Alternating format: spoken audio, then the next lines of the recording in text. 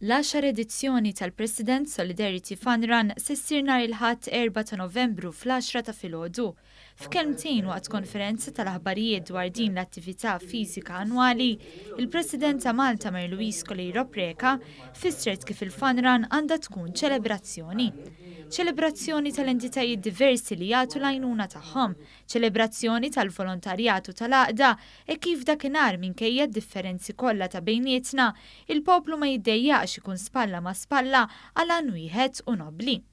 Il-President spjegat kif is-sena l-oħra l-Fondazzjoni Malta Community Chest Fund nefqet 7.7 miljun euro u għenet 11,000 persuna filwaqt li din is-sena qed tipproġetta li żżid in-nefqa għal 9 miljuni.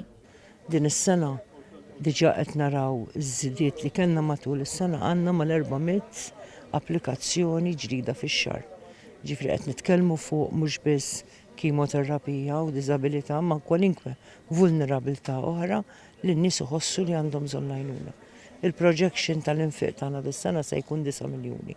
U allura għandna bżonn li kull Malti, kull Maltija, kull Awċi u Awċija b'xi mod jikkontribwixxu nittama, anzi konvinta li l-Fun Run terġa' tkun suċċess. Għal sena oħra se jkun hemm 3 rotot fil-Fun Run għal min irid jimxi. Ir-rotta li titlaq mill-Università ta' Malta, dik minn Santa Venera u dik minn Raħal Ġdid. Se jkun hemm ukoll rotta għal dawk li jridu jiġru li se titlaq mit-tela tas-Saqqajja fir-Rabat. Kull rotta se titlaq fl-10 ta' filgħodu. Kull min jixtieq jipparteċipa jista' jiġbor il-flok mill-Palazz ta' San Anton, mill-Palazz tal-Belt, mill-Ferat tal-Banif Bank u mill-Ispiżeriji ta' Browns.